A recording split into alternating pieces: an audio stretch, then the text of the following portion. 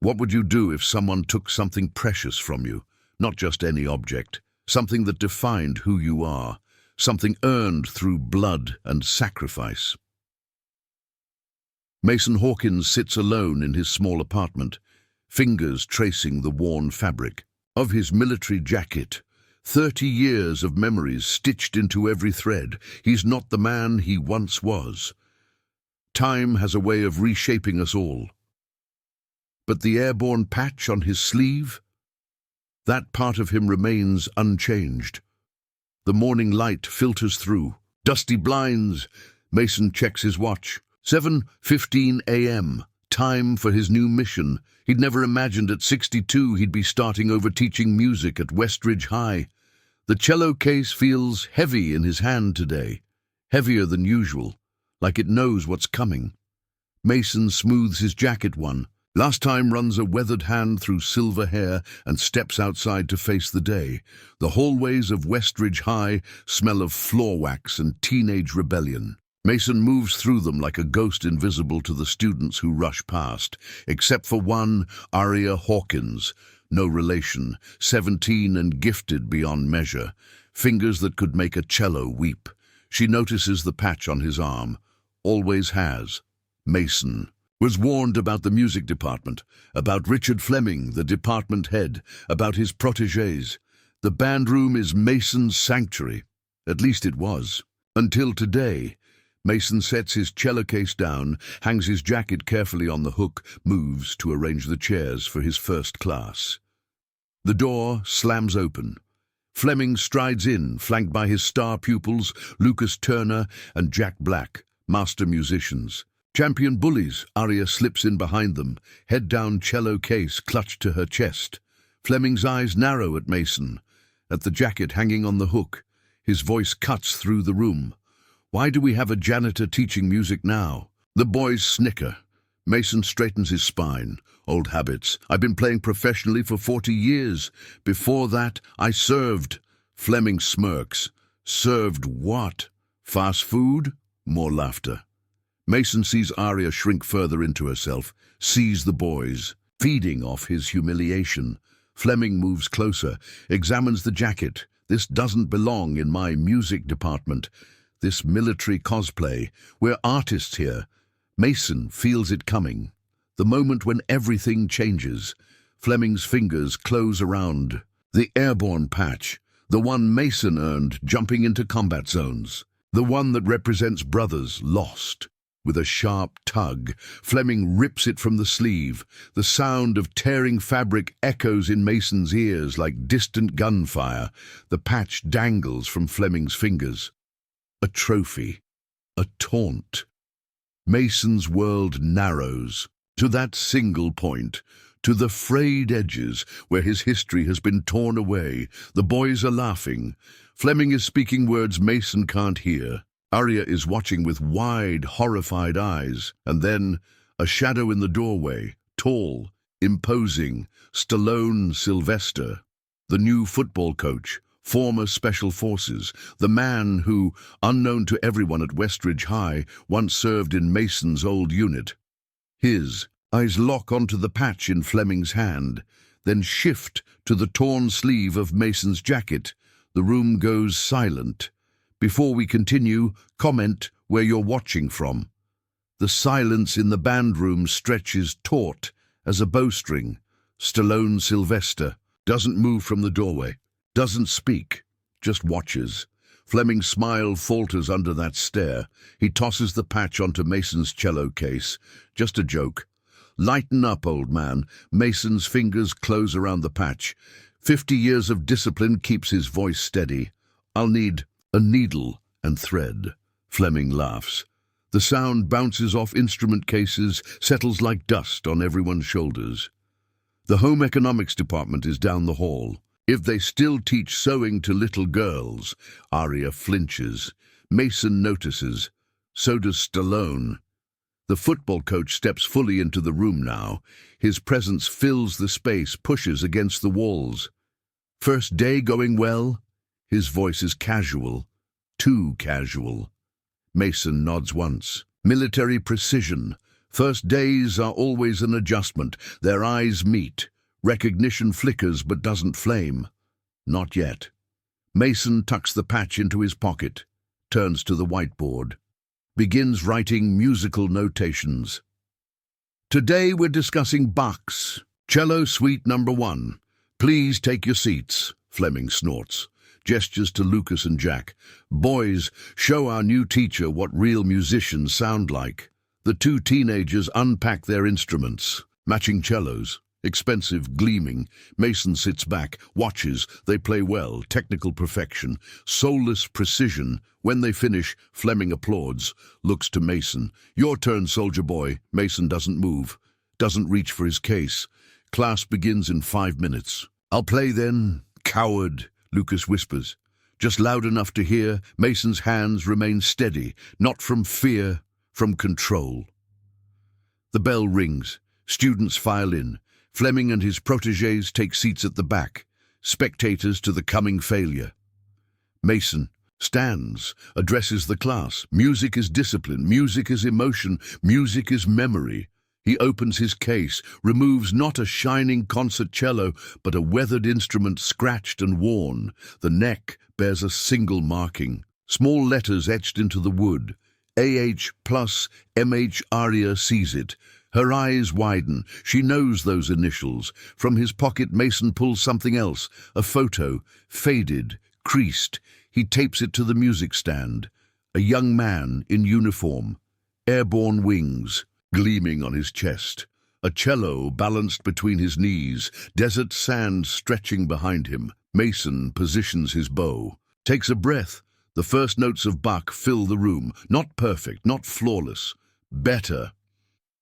Real. Fleming shifts uncomfortably. The boys exchange glances.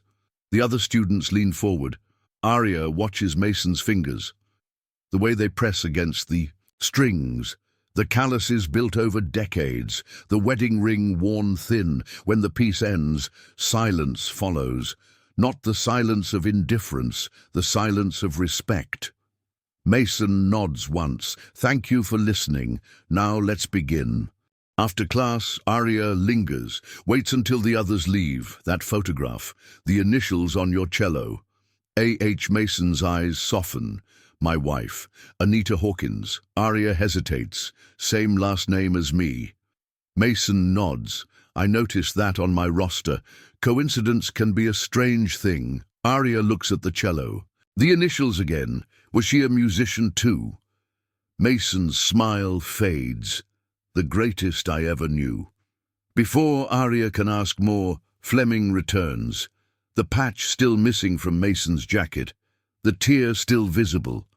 Mr. Hawkins, a word about your teaching methods. Aria slips away, but not before she sees Stallone Sylvester watching from the hallway, silent, observing. In his office, Fleming makes himself clear. This is my department. My program, my students. I don't care what you did in some desert. I don't care about your service. This is about music. Mason stands at attention. Old habits. I understand your position, Mr. Fleming. Fleming leans back. Satisfied. Good. Then we understand each other. But they don't. Not yet. In the parking lot after school, Mason examines the torn sleeve. The missing patch. Fingers the photo in his pocket. A shadow falls across him. Stallone. Rough first day? Mason shrugs. Had worse. Stallone nods. Haven't we all? Before we continue, comment where you're watching from. Days blur into weeks at Westridge High. Mason adapts, teaches his classes, avoids Fleming when possible, endures him when necessary. The torn jacket hangs in his closet at home. The patch sits in a small box beside his bed. He wears plain shirts to school now, no reminders of his past. But Fleming isn't finished. It starts small. Music stands mysteriously disappearing before Mason's classes. Schedule changes not communicated. Equipment malfunctioning. Then it escalates. Mason arrives one morning to find his classroom relocated to the boiler room. A hastily written note on his door. Space limitations. Temporary adjustment. Lucas and Jack watch from down the hall, snickering, phones raised to capture his reaction. Mason says nothing, gathers his materials, heads downstairs. The boiler room is hot, cramped. The constant mechanical groan makes teaching impossible. His students sit uncomfortably on paint buckets and folding chairs, sweat beading on their foreheads. Mason removes his tie, rolls up his sleeves. Today we'll discuss music in adverse conditions, how soldiers in the field kept their spirits up, how concentration camp orchestras played amidst horror.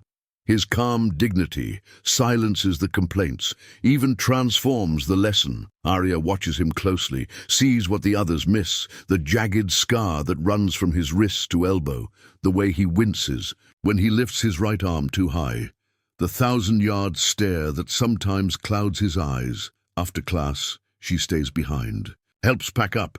Did you really play the cello in a war zone? Mason nods. Sand gets in everything, ruins the strings. But some nights, music was the only thing that made sense. Arya hesitates. Can I ask about your wife? Mason's hand still on the cello. Case, what would you like to know? Was she a soldier too? A sad smile crosses his face. No, a music teacher like me. We met at Juilliard. Arya's eyes widen. You went to Juilliard? Mason nods. Before I enlisted. After my first tour, I went back. That's where I met Anita. He doesn't tell her the rest. About the tours that followed. About coming home broken. About how Anita rebuilt him with patience and music. Upstairs, Fleming waits with Lucas and Jack. They've been listening, planning. The next day, Mason's cello is missing. His personal instrument, the one with the initials. He searches everywhere, reports it to Principal Davidson, files a police report. Fleming offers synthetic sympathy. These things happen. Students today have no respect for property. You can use one of the school instruments. The replacement cello feels wrong in Mason's hands. Foreign, cold. He teaches anyway, adapts, survives. But at night, alone in his apartment, he mourns. Not just wood and strings, the last physical connection to Anita. The janitor, Henry Nash, finds Mason sitting alone in the band room, long after hours, staring at empty hands. I'm sorry about your instrument, sir. Mason looks up, surprised by the respect in it. Thank you, Henry. The janitor hesitates. I see things around here, things people don't think I notice. Mason waits, listening. Those boys. Fleming's favorites. They had something in the dumpster yesterday, something in a black case. Mason's heart tightens. Did you see what happened to it? Henry shakes his head. They took it off campus. In Fleming's car. Mason nods once. Thank you. Henry turns to leave, then pauses. You're not alone here, sir. Some of us remember what service means. The next morning, Mason finds Stallone in the gym, early, before students arrive. The football coach is arranging equipment, methodical, precise, military precision. Mason clears his throat. Coach Sylvester, Stallone, turns. Hawkins, no first names. No pretense. My cello was stolen yesterday. I have reason to believe Fleming and his students are responsible. Stallone sets down a football, straightens. What do you want from me? Mason meets his gaze. Nothing. Just thought you should know who you're working with. Stallone studies him. The missing patch, the lost instrument, the quiet dignity. I'll keep my eyes open. It's not a promise of help. Not exactly, but it's something. After. Mason leaves. Stallone makes a phone call, speaks briefly, listens longer. His expression darkens. That afternoon, in the teacher's lounge, Fleming holds court, loudly discussing Mason's delusions, imagining conspiracies, probably PTSD, should. We really have someone so unstable teaching our children. Mason enters. The room goes silent. Fleming smiles. We were just discussing the importance of proper musical education, something you would know little about. Mason pours his coffee, says nothing. Fleming pushes harder. I heard you went to Juilliard. Briefly, before throwing it all. Away to play soldier. Mason turns, faces Fleming fully. I served my country for 20 years. I've taught music for 20 more. What exactly have you done, Mr. Fleming? The room holds its breath. Fleming's face darkens. I've built this department from nothing, created champions. While you were rolling around in the dirt with your guns, I was cultivating artistic excellence. Mason sips his coffee. Calm, controlled, interesting. Your priorities. He leaves the room. Fleming's anger follows him into the hall. That night, as Mason tries to sleep, his phone rings. Unknown number. He answers. Mr. Hawkins? A voice he doesn't recognize. Yes, we need to talk about Richard Fleming and about what happened in Fallujah. Mason sits up, fully awake now. Who is this? The voice pauses. Someone who knows the truth. About your unit, about the cello, about everything.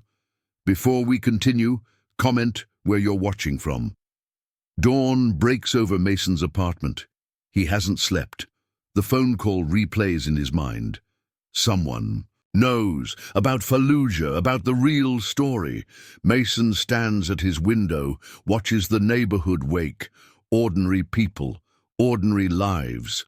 His hand strays to his shoulder, to the phantom patch that's no longer there, airborne, all the way. The morning routine grounds him. Shower, shave, coffee.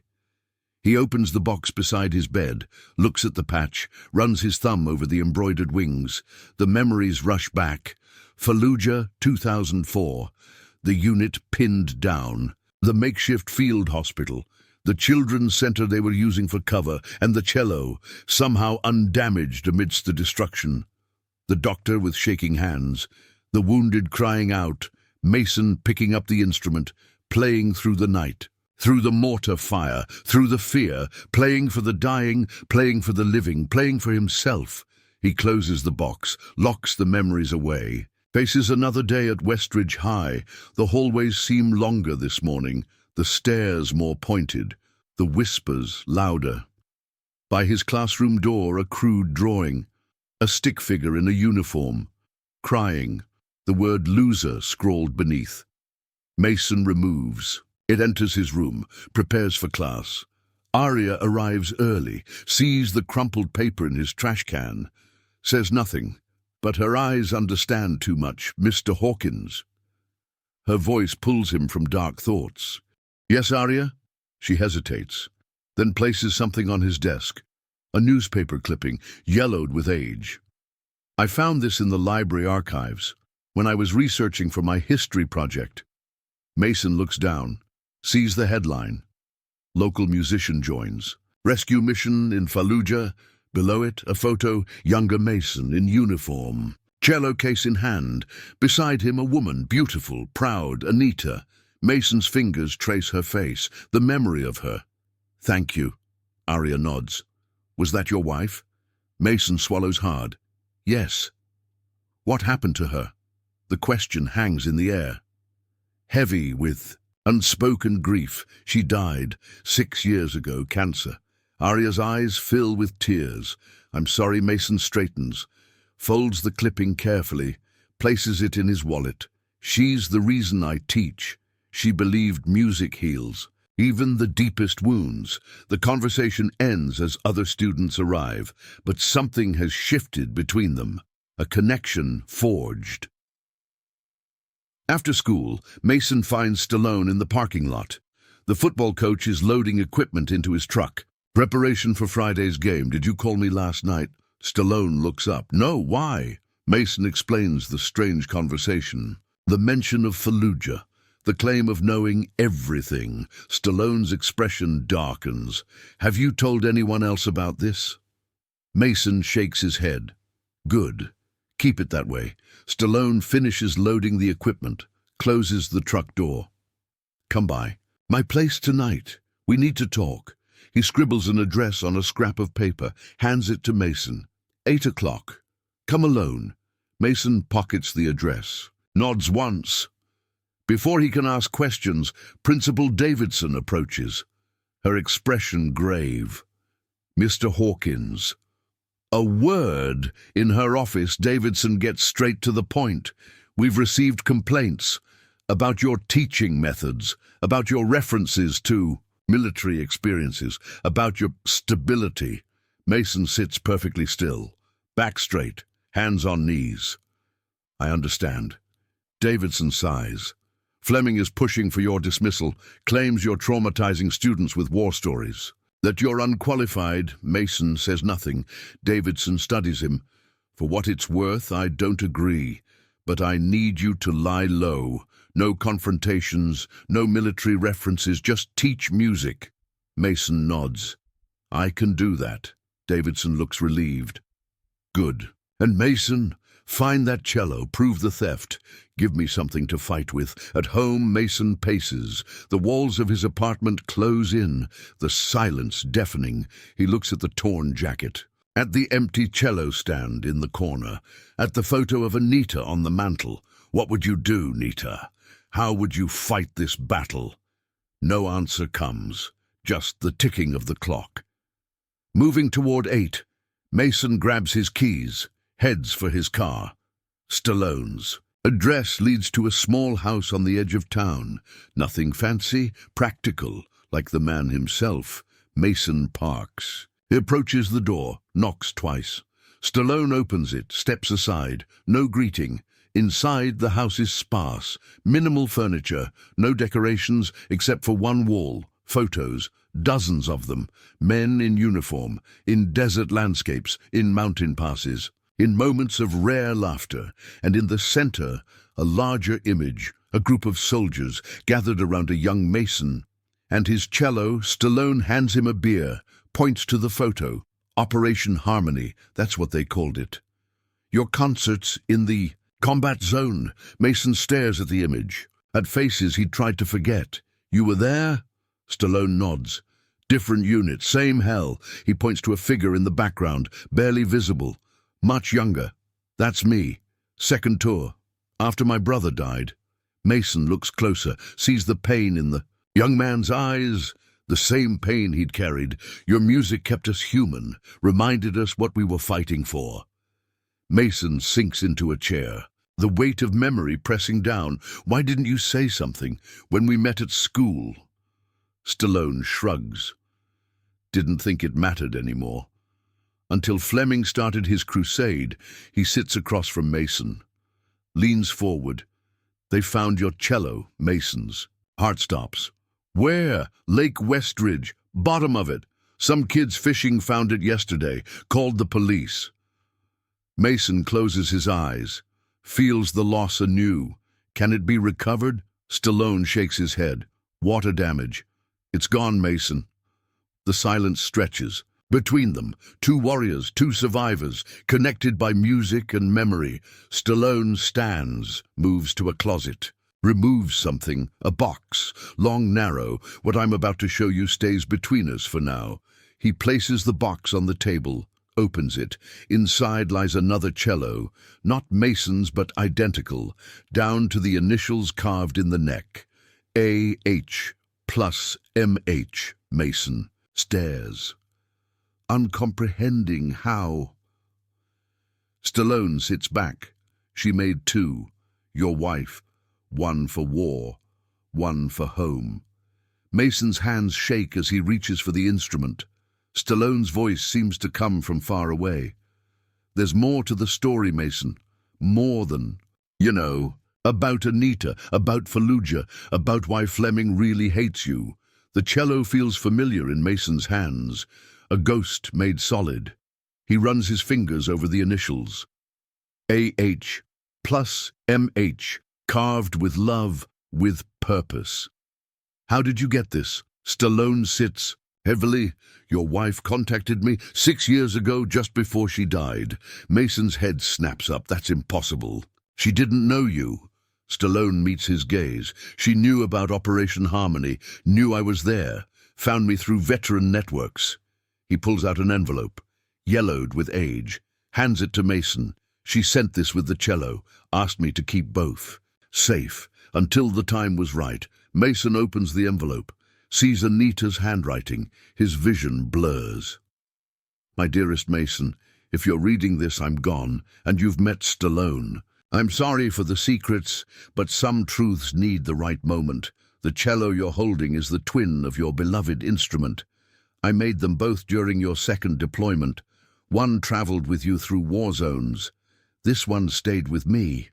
What you don't know is why Richard Fleming hates you so deeply. It's not about music, it's about me.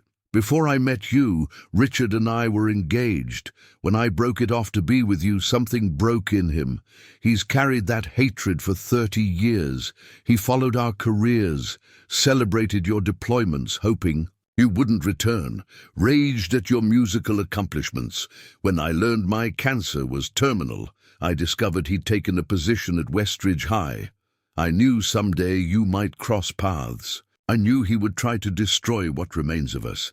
The cello you carry into battle was more than an instrument. It carried messages, intelligence, hidden in its construction, information that saved countless lives in Fallujah. Operation Harmony wasn't just concerts for morale. It was a cover for the most successful intelligence operation of the war, and you, my love, were its unwitting center. Fleming suspects this. He's been trying to prove it for years, to discredit your service, to paint you as a liar. The truth is in the music, Mason. It always has been. Play this cello at the spring concert. Let them all hear what we created together. Let them know that love and music can save even in the darkest places. All my love, Anita. Mason reads the letter twice, then a third time. The world tilts beneath him, realigns. I was carrying intelligence without knowing. Stallone nods. Need-to-know basis. You played better not knowing. More natural, less suspicious. Mason stares at the cello, at their initials. She never told me. Stallone takes a long drink. She protected you, even from the truth. Mason stands, paces, tries to absorb this new reality. Does Fleming know about Operation Harmony? Stallone shrugs. He suspects. Has bits and pieces. That's why he's so determined to discredit you. To prove his theory. To what end? Stallone's expression darkens. Revenge. Against you. Against Anita's memory. Against a system that recognized your heroism while ignoring him. Mason sits again, looks at the cello, at the letter, at the photos on the wall. What do we do now? Stallone closes the cello case, locks it. We wait. The spring concert is in 2 weeks. We let Fleming think he's winning. Then we bring this out. He hands Mason a key to the case. Keep it hidden. Keep it safe. When the time comes, you'll know what to do. Mason pockets the key, his mind racing with possibilities, with plans. Fleming doesn't just want me gone. He wants my reputation destroyed, my service discredited, Anita's memory tarnished. Stallone nods. Now you understand the stakes. Outside, the night has deepened. Stars puncture the darkness, constant, unwavering, like the truth. The next day, at school, Mason moves differently. Knowledge straightens his spine. Purpose flows through his veins. He teaches with renewed vigor, connects with his students, even as Fleming watches, waiting for him to break. After class, Aria approaches, concern in her eyes. Mr. Hawkins, are you okay? You seem different today. Mason offers a small smile. Sometimes, Aria, the truth changes us. Even when we've lived with half of it for years. She doesn't understand, but she will. In the teacher's lounge, Fleming corners him, voice low, threatening. I know what you did in Fallujah, the so-called concerts, the intelligence gathering, using music as a cover. Mason keeps his expression neutral. I played for wounded soldiers, Mr. Fleming, nothing more. Fleming leans closer. We both know that's not the whole story. We both know what Anita was involved in. At the mention of his wife's name, Mason stiffens. Fleming notices, smiles. That's right.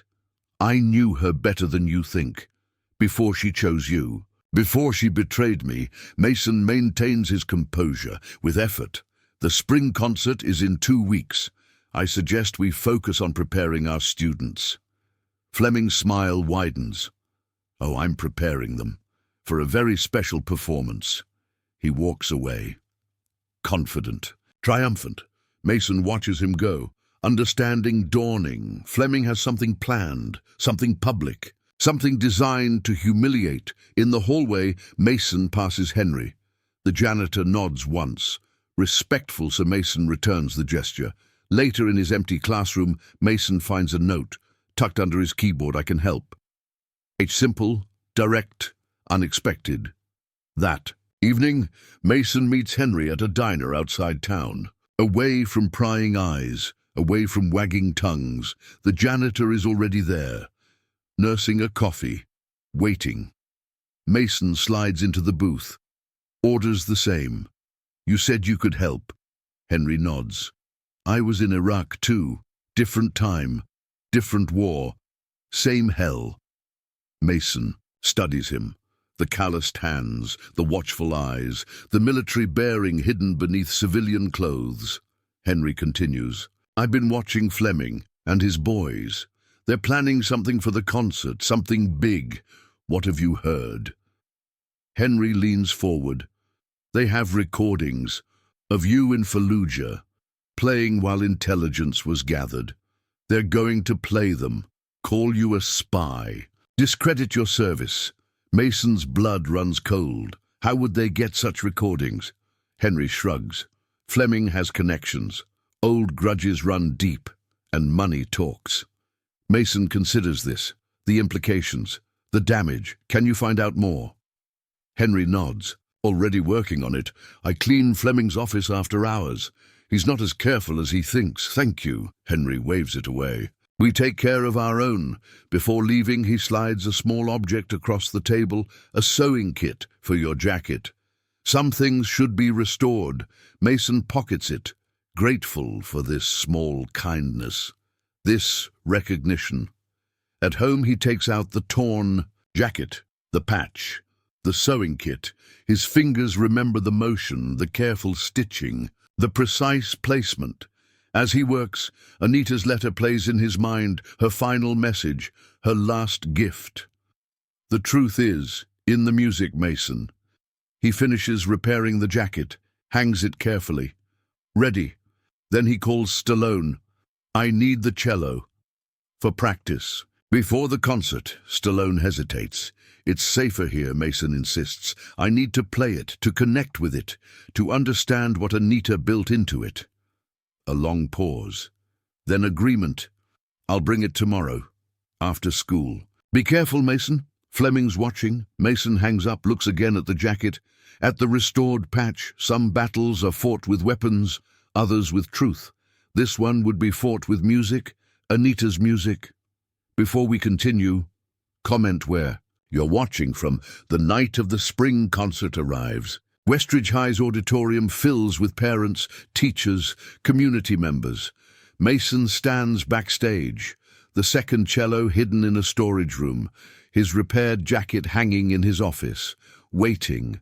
Students rush around him, tuning instruments, adjusting. Music stands, nervous energy crackling in the air. Aria approaches, her own cello ready, her eyes questioning.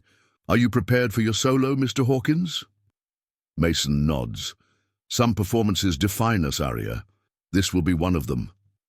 She studies him, sensing the weight of his words, the meaning beneath them. Principal Davidson makes her rounds, wishing students luck, calming nerves. When she reaches Mason, her voice lowers. Fleming has something planned. I don't know what, but he's too confident, too smug. Mason meets her gaze. So do I, Ruth, so do I. Davidson hesitates, then nods once, moves on. From the wings, Mason watches as Fleming takes center stage, immaculate in his tuxedo, commanding in his presence. Ladies and gentlemen, welcome to Westridge High's spring concert. Tonight, we celebrate musical excellence, dedication to craft, truth in artistic expression. His eyes find Mason in the shadows, A predatory smile flickers across his face. We also celebrate honesty, integrity, values that form the foundation of our program. The audience applauds, unaware of the undercurrents. The coming storm. The concert begins. Student performances, solo pieces, ensemble arrangements. Mason watches Lucas and Jack perform. Their technical skill undeniable, their emotional connection absent. Halfway through the program, Fleming returns to the microphone. Before our next performance, I'd like to speak about our newest faculty member, Mr. Mason Hawkins. The audience turns, curious, expectant. Mason steps forward, into the light, faces Fleming across the stage. Mr. Hawkins joined us this year with stories of military service, of playing music in war zones, of heroism under fire. Fleming's smile sharpens, inspiring tales, if true. Murmurs ripple through the audience. Mason remains still, waiting. Fleming gestures to Lucas. The teenager approaches with a laptop, sets it on a stand, connects it to the sound system.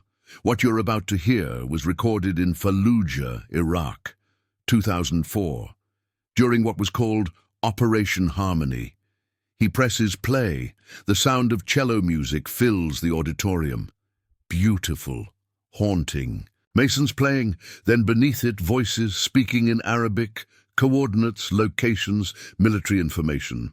Fleming pauses the recording. This is not a concert for wounded soldiers.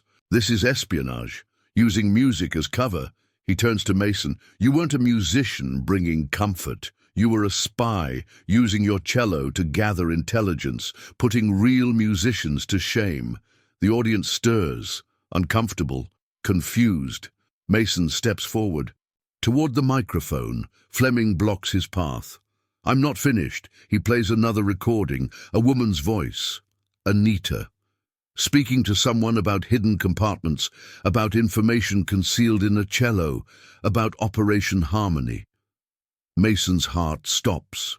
Anita's voice. After all these years, Fleming's triumph is complete. Your wife was a CIA asset, Mr. Hawkins. You were her unwitting tool, your entire career a fraud, your service a lie. The audience gasps. Parents exchange glances. Students watch wide-eyed. Mason finally reaches the microphone, his voice steady, clear. What you've heard is true. Fleming blinks. Surprised by the admission, Mason continues.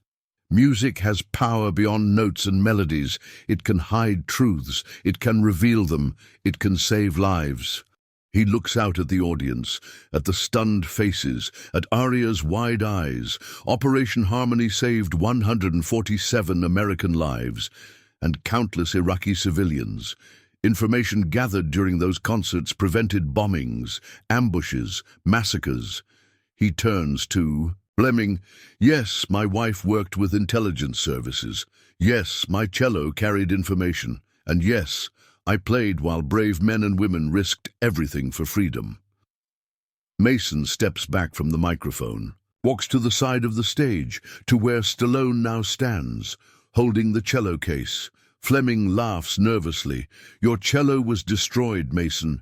Found at the bottom of the lake. You have nothing to prove your claims.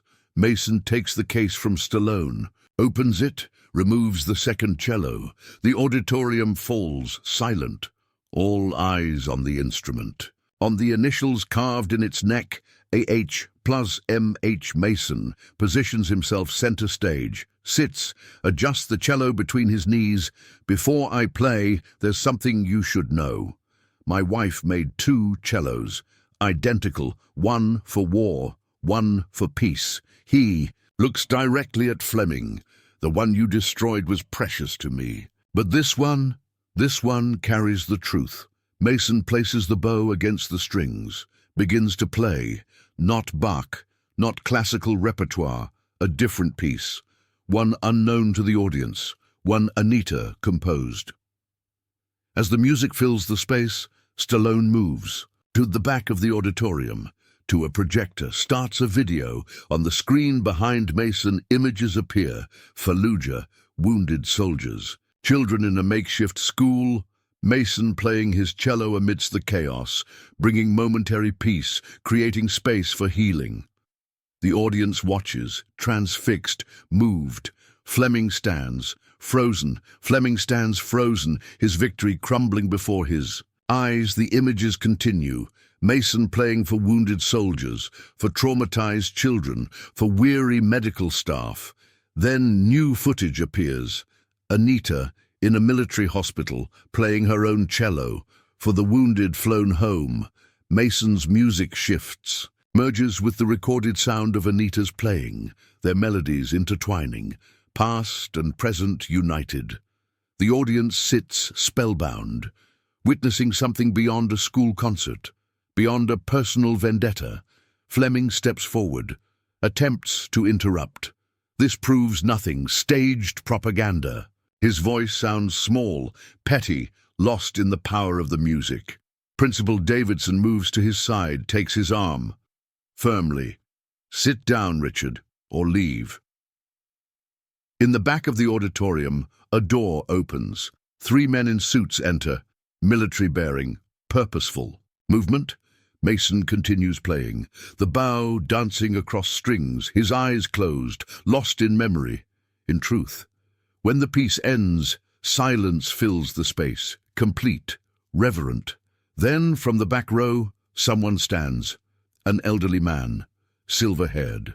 Medals visible on his jacket, he begins to applaud. One by one, others join, until the entire auditorium thunders with appreciation, with respect, with understanding, all except Fleming, who sits rigid with fury, with defeat.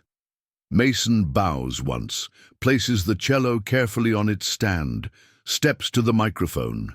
Music tells the truth when words fail. My wife believed that, lived that. Even when creating instruments for war, she built them with love. With hope for peace, he gestures to the cello.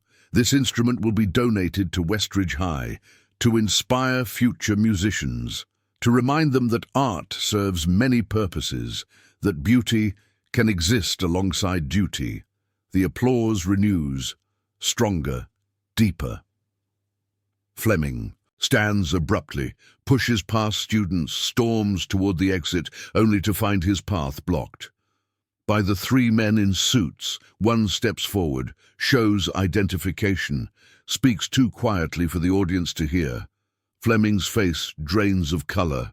He looks back at Mason, at the cello, at the continuing applause, then allows himself to be escorted from the auditorium. The concert resumes. Student performances continue, but something has changed. The music sounds different now, more meaningful, more true. Aria's solo brings tears to eyes. Lucas and Jack play without their usual arrogance. Even the youngest students perform with new understanding. At the end, Mason is called back to the stage, by Principal Davidson, by the audience's insistence. He brings his cello, plays one final piece, simple, heartfelt, a lullaby Anita composed, while pregnant with the child they lost. A piece never before performed publicly. When he finishes, there is no applause. Only tears. Only truth. Davidson approaches the microphone, her voice thick with emotion. Thank you, Mr. Hawkins, for your service, for your music, for showing our students what real courage looks like. She turns to the audience. The truth about Operation Harmony has been classified for years. Tonight, thanks to special permission from the Department of Defense, we've been allowed to witness a small part of that history. She gestures to the back of the auditorium, to the 3 men in suits, now standing. At attention, representatives from the Pentagon are here tonight to officially recognize Mr. Hawkins and to deal with those who have attempted to discredit his service. One of the men walks forward, carries a small box, opens it to reveal a medal. Mason Hawkins, on behalf of a grateful nation, I present this commendation for your service during Operation Harmony. Your music saved lives. Your courage inspired many. Your humility honors us all. The medal is placed around Mason's neck. The auditorium erupts in standing ovation. Students cheer. Parents wipe away tears. Through it all, Mason stands tall, acknowledging the honor. But his eyes seek out specific faces. Stallone, nodding once, mission accomplished. Henry, standing at the back, hand raised in salute. And Arya, watching with shining eyes, understanding at last. As the applause continues, Mason bows one final time, then quietly exits the stage, leaving the cello behind, a legacy now belonging to all of them. Behind the curtain, in the darkness of backstage, he finally allows himself to weep. For Anita, for lost comrades, for the power of truth, finally spoken. Stallone finds him there, places a hand on his shoulder, no words needed, brothers in arms, in music, in memory. Outside the auditorium, Fleming is escorted to a waiting car. His career finished, his revenge thwarted, his lies exposed, and in the empty bandroom, Mason's jacket hangs, the airborne patch restored to its rightful place, whole again, like the truth, like his honor. Before we continue, comment where you're watching from. The morning after the spring concert dawns clear, bright sunshine streaming through windows, nature's spotlight on truth revealed. Mason arrives at Westridge High earlier than usual, finds the parking lot already busy, news vans, military vehicles, curious onlookers. Principal Davidson meets him at the door, circles under her eyes. She hasn't slept either. The Pentagon officials want to speak with you. In my office. When you're ready, Mason nods. First, I need to check something. He heads to the band room. Finds it transformed. Students have gathered. Arya, others from his classes, even Lucas and Jack. Subdued, thoughtful. In the center of the room, on a hastily constructed stand, sits Anita's cello, surrounded by flowers, by notes of thanks, by small American flags. Mason stops in the doorway. Overcome, Arya sees him first, approaches cautiously. We didn't know where else to put it, until something more permanent can be arranged. Mason enters slowly, circles the display, reads some of the notes. Thank you for your service. Your music inspired me. I never knew instruments could save lives. Lucas steps forward, hesitant, ashamed. Mr. Hawkins, we... He gestures to Jack, to himself. We're sorry. We didn't understand. Mr. Fleming told us. Mason raises a hand, stopping the explanation. Music teaches us many things, including when to listen and when to start again. He extends his hand. Lucas takes it, relief washing over his face. Jack approaches next, places something on the stand beside the cello. A small box. We found this in Mr. Fleming's office. After he was taken away, Mason opens it. Inside lies a military ID tag. Not his, a name he hasn't heard in years. Matthew Hawkins, his brother, killed in his first deployment. The tag Mason thought lost forever, in a desert half a world away. How did Fleming get this? Jack looks down. He had a whole box of things, personal items, from you and your wife, things he stole over the years. Mason pockets the ID tag. Something returned. Something restored. Thank you. The students gather around him, questions tumbling out. Was the cello really designed to carry messages? How did you play while people were fighting? Did you ever use it to smuggle things past enemy lines? Mason holds up his hands, laughing softly, one at a time. And some details remain classified, even now. For the next hour he shares what he can, about Operation Harmony, about music in war zones, about the healing power of art in desperate places. The students listen, truly listen, perhaps for the first time. When Mason finally heads to Davidson's office, he feels lighter, unburdened. The three officials rise when he enters. Formal, respectful.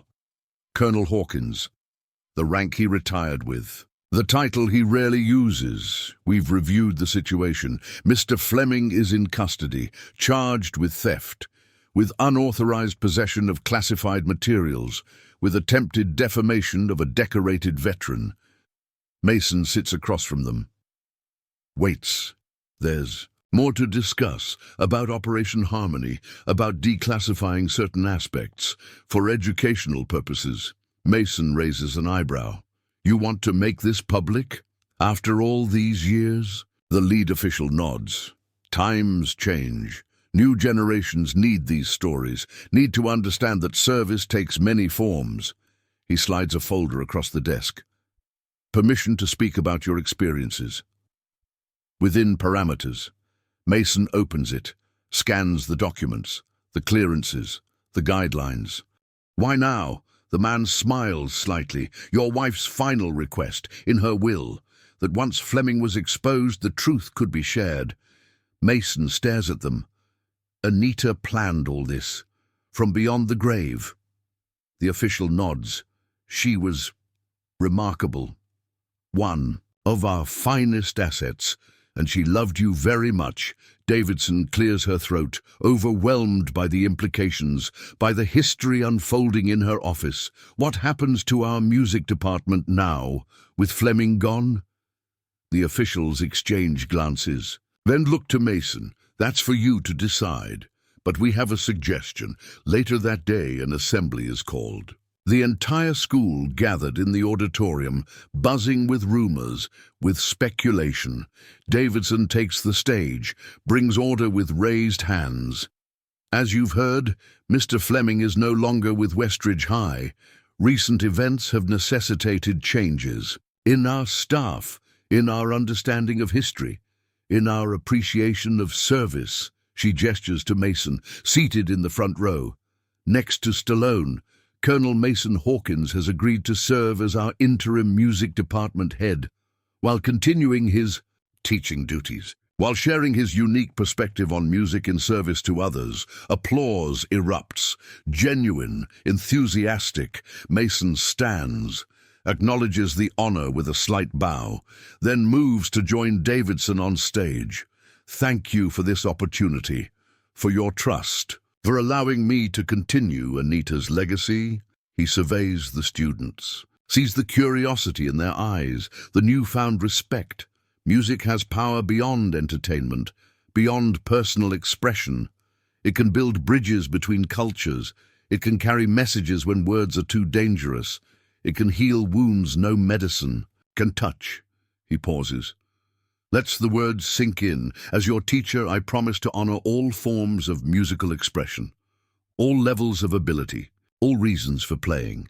He looks directly at Lucas and Jack, at Aria, at the youngest students in the back rows. Whether you play for personal joy, for academic achievement, or for something greater than yourself, there is room for your music. Here, Davidson hands him a small plaque, newly engraved, the Anita Hawkins Memorial Music Program. Mason traces the letters, emotion tightening his throat. This honor would have meant everything to her. Thank you. As the assembly disperses, students approach Mason to shake his hand, to ask questions, to share their own stories. Aria waits until the others have gone, her question more personal. Will you play for us again, Mr. Hawkins? Your music, not just the classical pieces. Mason considers her request. The implication behind it, I'll play, and I'll teach those who want to learn, the music Anita and I created together. He looks toward the band room, where the second cello waits. Some instruments are meant for more than one purpose, just like some people. In the days that follow, changes ripple through Westridge High. A display case appears in the main hallway, glass-fronted, professionally lit. Inside, newspaper clippings, photos of Operation Harmony, Mason's medals, and at the center, a small American flag, one that flew over a field hospital in Fallujah. Students pause before it between classes, reading, learning, understanding. The band room transforms as well. New posters join the traditional composers on the walls, musicians who served, who used their art in times of crisis, who found ways to heal through harmony. Anita's cello remains on display, a reminder, a teaching tool, a legacy, and in Mason's office, the repaired jacket hangs, the airborne patch proudly displayed, no longer hidden, no longer torn. One afternoon, as classes end, Henry stops by the band room, finds Mason organizing sheet music. "Sir, got a minute?" Mason looks up, smiles. "At the janitor, at the fellow veteran, for you." "Always." Henry shifts uncomfortably. "I never said thank you for what you did over there, for the music." Mason sets down the papers, gives Henry his full attention. "You were there? In the hospital?" Henry nods. "Third, bed from the end, shrapnel wounds, couldn't sleep for the pain until you played." The memory passes between them. Shared experience, shared healing. Henry continues. "Those concerts saved more than just lives, sir. They saved souls, mine included." He extends his hand. Mason takes it. No more words needed.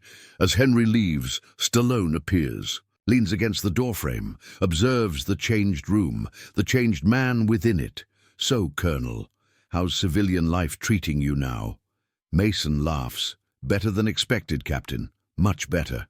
They share a moment of understanding, of recognition. Brothers finding each other in an unexpected place. Outside, spring advances, trees blossom, grass greens, nature's reminder that renewal follows every winter, every war, every loss. And in the band room, new music rises, students playing with fresh purpose, with deeper understanding, with open hearts, the torn patch now mended, the stolen cello now replaced, the hidden truth now honored, all because one man refused to be silenced, one woman planned beyond her own life, and music carried their truth forward, into harmony, into peace, into legacy. Before we continue, comment where you're watching from. Summer arrives at Westridge High. Empty. Always. Silent classrooms. A building holding its breath until fall. But in the administrative offices, work continues.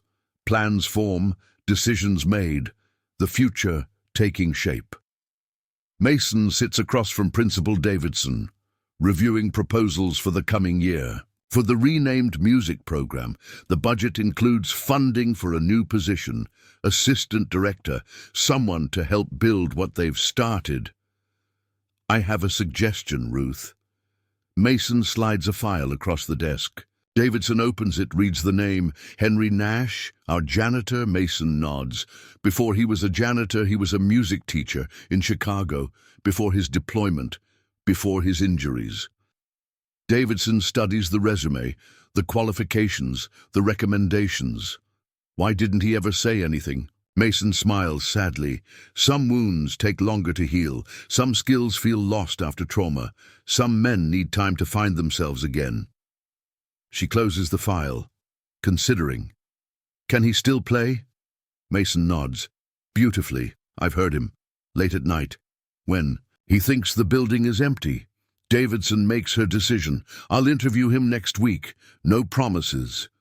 But she doesn't finish, doesn't need to. They both understand second chances, new beginnings, fresh starts. Across town, in a small courtroom, Richard Fleming faces justice, charges of theft, of defamation, of unauthorized possession of classified materials. Mason attends the sentencing, not for vengeance, for closure. Fleming looks smaller, somehow, diminished, the power of his hatred reduced to pathetic obsession. When given a chance to speak, Mason is brief. "I don't seek punishment, only understanding, only acknowledgement of the truth." The judge considers his words, then delivers. The sentence: community service, restitution, mandatory counseling. Fleming avoids Mason's eyes, shuffles out between guards. A man destroyed not by revenge, but by the simple power of truth. Back at the school, changes continue. The music department expands, new instruments ordered, new sheet music catalogued, and in the main hallway, workers install something special, a mural, spanning an entire wall, the design approved by the school board, by military officials, by the students themselves. Mason watches the installation, the careful placement of each panel, the emerging image, operation. Harmony comes to life in vibrant colors, soldiers gathered around a cellist, wounded being comforted. Children finding moments of joy amidst chaos, and at the center, two figures, Mason, Anita, back to back, him with his cello, her with her violin, creating a circle of sound, a shield of music. When the mural is complete, Mason stands before it, remembering, honoring, accepting. Stallone joins him, studies the artwork, the history captured in paint and perspective. They got it right. The feeling of those moments, the power of what you did. Mason nods. Not just me, all of us. Everyone who understood that healing requires more than medicine, that survival demands more than weapons. They stand in silence, two warriors, recognizing their past in pigment and purpose. The next day, a dedication ceremony, small, intimate, school board members, military representatives, students who volunteered to attend during summer break, among them Arya, watching, learning, understanding her own musical journey in new ways. Mason speaks briefly about the power of art in unexpected places, about finding beauty in darkness, about serving with whatever talents we possess. The mural is officially unveiled. Applause follows, respectful, thoughtful. Afterward, a reception in the band room, where Anita's cello now resides in a custom-built display, protected, preserved, prominent. Students gather around Mason, questions flowing, genuine interest replacing previous skepticism. Did you ever feel afraid playing in a war zone? Mason considers the question, not afraid, focused. When you're serving a purpose larger than yourself, fear becomes secondary to duty. More questions follow, about specific missions, about how music was incorporated into military strategy, about the relationship between arts and service. Mason answers what he can, defers what remains classified, bridges the gap between curiosity and security. As the event winds down, Davidson approaches, a small velvet box in hand. The board wanted you to have this. Mason opens it, finds a key attached to a tag marked display case for your personal memorabilia, your medals, your photographs, whatever you wish to share with future students. Mason closes his fingers around the key, around the trust it represents, around the legacy it will protect. Thank you. That evening, alone in his apartment, Mason unpacks boxes long stored, containers of memories, of honors earned, of a life dedicated to service. He selects carefully his bronze star, a photograph of his unit, the torn patch now restored, a letter from a child in Fallujah, drawings sent by grateful families, and one item never before displayed, a small jewelry box containing Anita's wedding ring, returned to him after her death. These pieces of his past will now educate the future, will tell a story larger than himself, will ensure that Operation Harmony lives beyond classified documents, beyond official histories. In the understanding of young musicians, the next morning, Mason arranges these items in the display case, carefully, respectfully, creating a visual narrative, a testament. Students stop to observe, to read the small cards explaining each object, to connect history to the man who now teaches them. Throughout the summer, unexpected visitors arrive at Westridge High, veterans who served with Mason, officials from Operation Harmony, journalists writing about the newly declassified mission. They come to see the mural, to view the cello, to pay respects to a unique chapter in military history, and they come to thank Mason for the music that steadied their hands during surgery, for the melodies that calmed their children in shelters, for the rhythms that reminded them of humanity when the world seemed to have forgotten. One visitor stands out, an elderly Iraqi man, accompanied by his grandson, a translator for American forces during the war, now a U.S. citizen, a music teacher himself. He brings a gift, a small wooden box, carved with intricate patterns, desert scenes, musical notes. Inside, sand from Fallujah, preserved, a reminder, I kept this all these years, to remember the American who played while others fought, who brought peace with strings and bow, who showed us that your country had a soul. Mason accepts the gift, adds it to the display, another piece of the story, another connection forged. As summer wanes, preparation for the new school year intensifies. Course outlines updated, performance schedules arranged, new perspectives incorporated. Henry Nash joins the staff officially.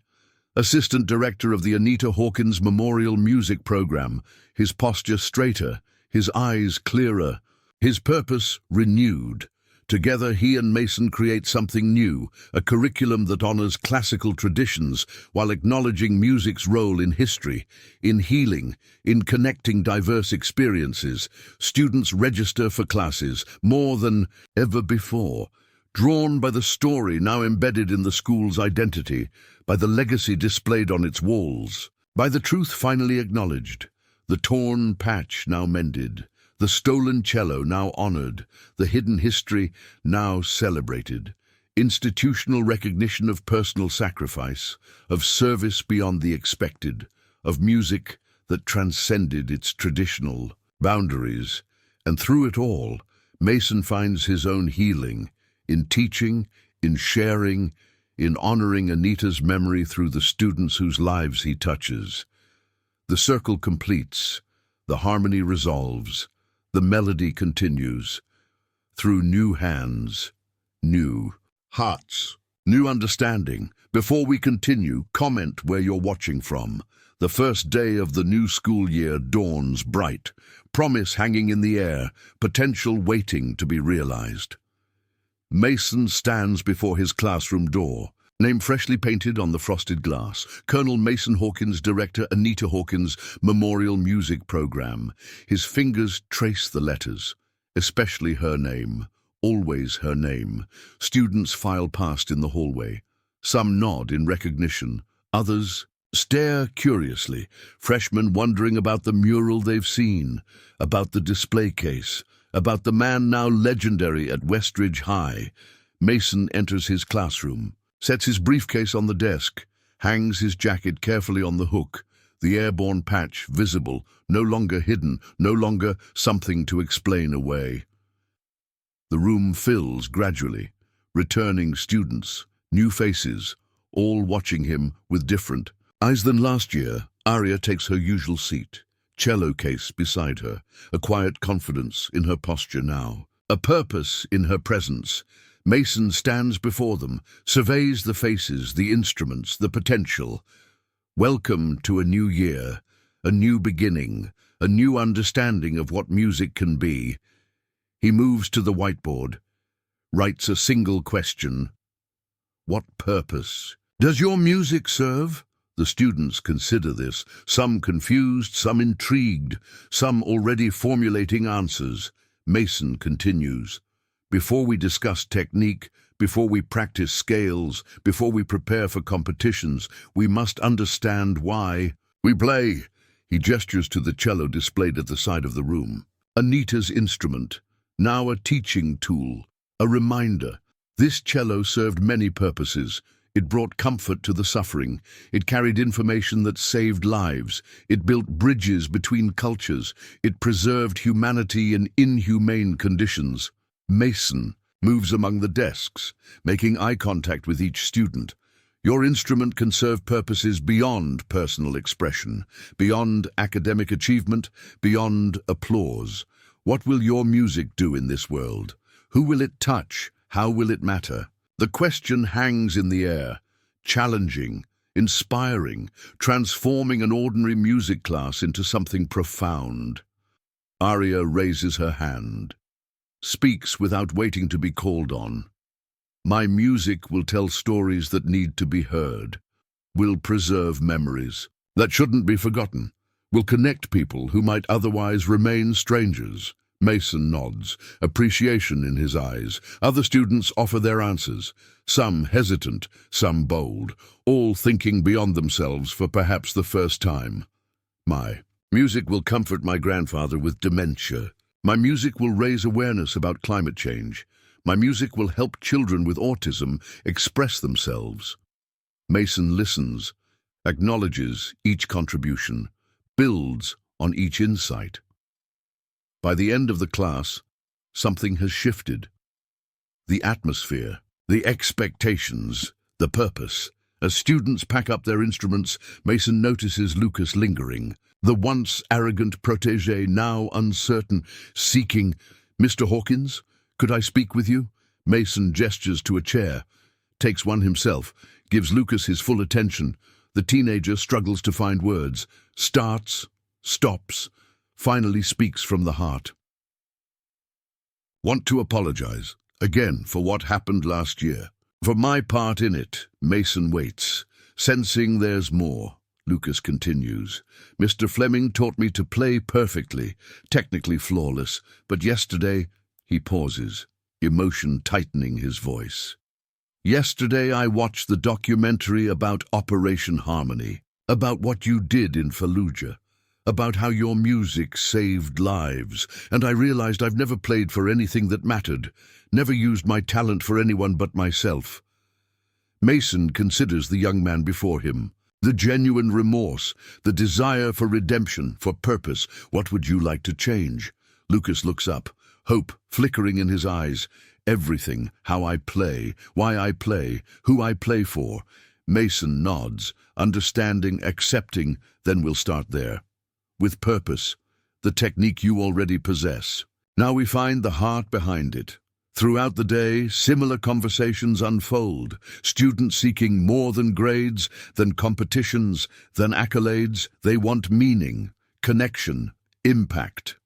The mural in the hallway serves as constant reminder of music's power beyond entertainment, of service beyond self, of harmony created in the midst of discord. After school, Mason meets with Henry and Stallone, the three veterans, now colleagues, friends. They discuss plans for a joint project, music and athletics combined, a program for wounded warriors, for veterans struggling to reintegrate, healing through harmony, through teamwork, through shared experience.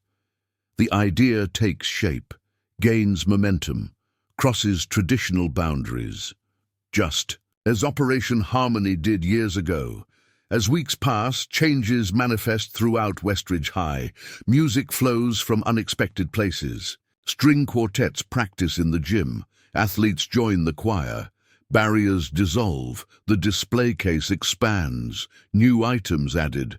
Stories collected from veterans in the community, from former translators, from medical personnel who served.